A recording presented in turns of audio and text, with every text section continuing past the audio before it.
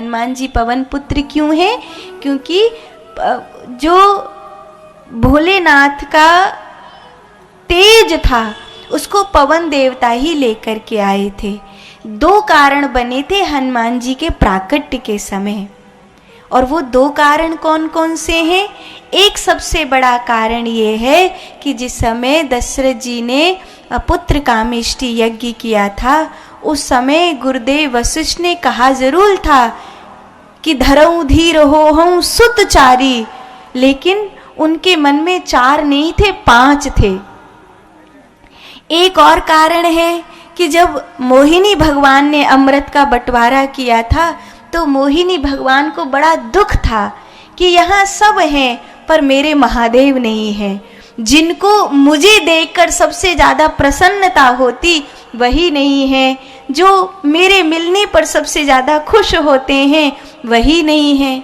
कई बार ऐसा होता है कि हम खूब सज कर आए हैं, बहुत सुंदर लग रहे हैं हम, लेकिन हमें अपनी सुंदरता पर, सुंदर होने का जो प्रसन्नता है, जो आनंद है, वो कब मिलता है? जब उस सुंदरता को देखने वाली कोई सच्ची आंखें होती हैं, कोई प्रेम करने वाली आंखें होती हैं। तो ये सब देवता प्रेम तो करते हैं लेकिन इनकी आंखों में स्वार्थ है। और मेरे महादेव जो सच में मेरे इस स्वरूप को देखकर खुश होते, वो यहाँ है ही नहीं। तो एक बार चंद्रमा बड़ी प्रशंसा कर रहा था, ओहो ओहो ओहो हो, कितना आनंद, कितने सुंदर, इतने सुंदर, इतनी सुंदर। तो भोले बाबा ने कहा किसकी प्रशंसा कर रहा है? तो चंद्रमा ने कहा और कौन? जब नारायण भगवान मोहिनी का रूप लेकर आए थे, इतने सुंदर लग रहे थे कि उनका वो रूप देखते ही बनता था। तो भोले बाबा बोले हम तो देख ही नहीं पाए, हम तो उस रूप को निहार ही नहीं पाए। तो भोले बाबा ने नारायण भगवान का आवाहन किया, नारायण भगवान को बुलाया। तो नारायण भगवान आए तो कहा कहो। तो मैंने आपका वो रूप नहीं देखा, मुझे भी आपकी वो वाली सुंदरता देखनी है। तो नारायण भगवान ने कहा देखो हमें ऐसे बार बार स्त्री बनने में शर्म आती है, हम ऐसे कोई बार बार स्त्री का रूप थोड़ी ले सकते हैं। तो नहीं, एक बार बस मेरे लिए, एक बार। तो कहा ठीक है, यहाँ कैलाश पे सब लोग देखेंगे, कहीं दूर चलते हैं। तो कहीं दूर जंगल में नारायण भगवान और भोले बाबा पहुँचे। तो नारायण भगवान ने कहा मुंह फेर लीजिए, बाद में जब हम कहें तभी पलटना, उससे पहले नहीं पलटना। बोले ठीक है नहीं पलटूंगा। मुंह फेर कर बैठ गए और बहुत देर हो गई, कुछ आवाज खटका, कुछ नहीं। तो नारायण भोले बाबा ने कहा चले गए क्या? अरे हो कि चले गए? देखा कोई नहीं, तो फिर पलटे। तो जैसे ही पलटे तो आवाज आई छम छम छम, है बड़ी प्यारी आवाज आ रही थी। सो नारायण महादेव उनको देखने लगे। सो नारायण भगवान इतनी सुंदर लग रहे थे कि महादेव तो उन्हें देखते ही रह गए और ऐसे मुस्कुरा करके बोले अगर पार्वती जी से ब्याह नहीं हुआ होता तो हम तो तुमसे ब्याह ही कर लेते। तो नारायण भगवान ने कहा देखा, इसीलिए तो हम ये रूप में आ नहीं रहे थे, हमें पता था कि आप ऐसे ही हमारी हंसी उड़ाएंगे।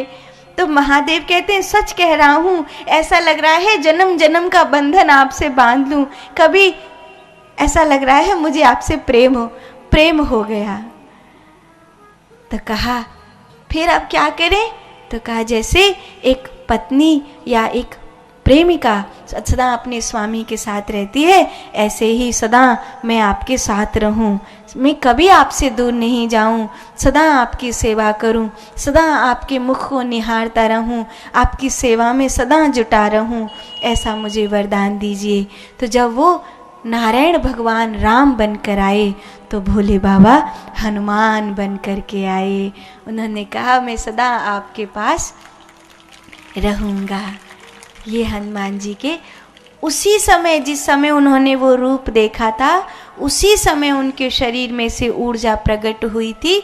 संत महात्मा कीर्तन कर रहे थे और वो ऊर्जा उनके संतों के कीर्तन के साथ पवन देवता के वेग के संग संग केसराकल पर्वत पर वानरराज केसरी की धर्मपत्नी अंजना तपस्या कर रही थी। अंजना कौन है? ऋषि गौतम और अहिल्या की बेटी हैं। जब अहिल्या को इंद्र ने अपने भ्रम के जाल में फंसा दिया था और इस प्रकार की भूमिका बना दी थी कि न कुछ होते हुए भी उनके चरित्र पर कलंक लग जाए, तो गौतम ऋषि ने अहिल्या जी को पत्थर होने का श्राप दे दिया था।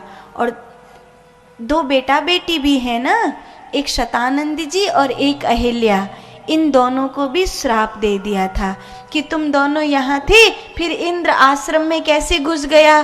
तो शतानंद जी को श्राप दिया कि तुम बहुत विद्वान होगे लेकिन तुम्हारा कहीं पर नाम यश नहीं लिया जाएगा। और अहिल्या को वो अंजना को श्राप दिया कि तुम कुंवारी माँ बनोगी। तो ये दोनों को ऐसे श्राप दिया था। तो अंजना जो है वो कुंवारी माँ है लेकिन उनका कुंवार पत्य नहीं उतरा। वो केसरी की पत्नी है लेकिन उनका पुत्र पवन पुत्र कहलाता है। लेकिन पवन का भी क्या सहयोग है, केवल लेकर ही तो आया है। तो बेटा किसका है, कहाँ से आया वो जिससे वो प्रकट हुआ? तो कहा वो उसी चरु से आया है जो पुत्र कामेष्टि यज्ञ में, जिस समय पुत्र कामेष्टि यज्ञ हो रहा था उस समय चरु में से हिस्से करे गए। तो आधा भाग श्री कौशल्या जी को और आधे में से आधा आधा कैकेयी और सुमित्रा को दिया जाना था। तो कैकेयी का जो हिस्सा था उसको चौथाई हिस्सा प्रिय नहीं लगा, तो कलेश करने लगी और ऐसे उसने उसको ले तो लिया लेकिन सबके सामने कुछ कह तो नहीं सकती थी, पर मन मन में कैकेयी की क्लेश था। तो ले तो लिया पर खाया नहीं, जाकर खिड़की में धर दिया। तो वो खिड़की में से एक पक्षी उसे लेकर के उड़ गया। जो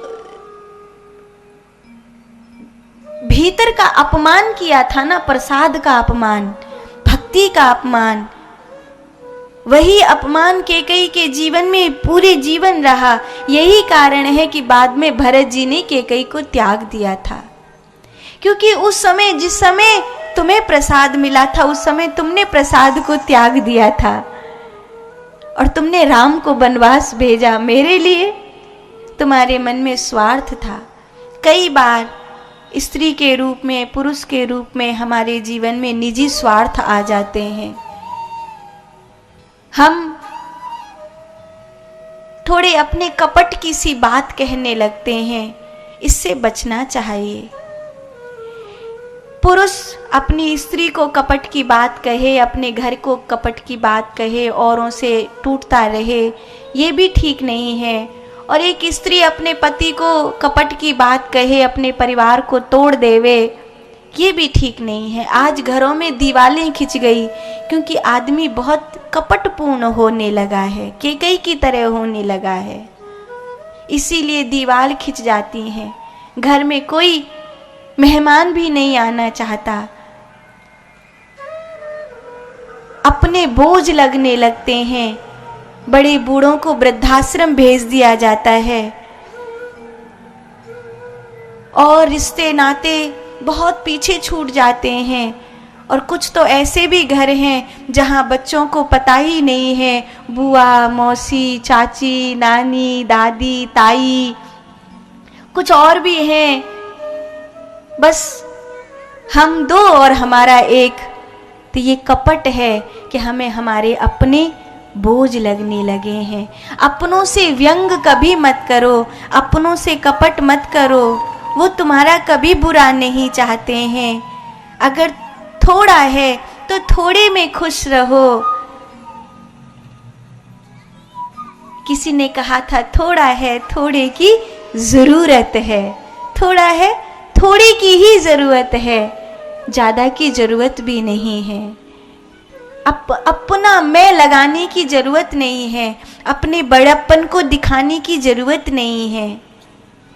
आप तो ऐसा नहीं करते ना, आप तो ऐसा नहीं करते। अपनी मैं लगाते हो, अपनी प्रशंसा के लिए आगे आगे भागते हो, नहीं तो फिर तो आप कैकेयी की तरह नहीं होंगे। अगर अपनी मैं के लिए, अपनी प्रशंसा के लिए भागेंगे कि आधा भाग कौशल्या को क्यों दिया, मुझे क्यों नहीं दिया, तो फिर घर में दीवालें खिंच जाएंगी। फिर जैसा कैकेयी के साथ हुआ ऐसा ही होगा। और जो वो कैकेयी का वाला भाग था ना, वो बहुत प्यारा भाग था, जिसे एक पक्षी लेकर के उड़ा, उड़ता उड़ता पवन देवता के वेग के साथ वो केसराकल पर्वत पर गया। उसी प्रसाद के सहारे भोलेनाथ का तेज अंजना मैया के गर्भ में ठहरा है, और जिससे मेरे हनुमान जी महाराज प्रकट हुए हैं। बोलिए हनुमान जी महाराज की।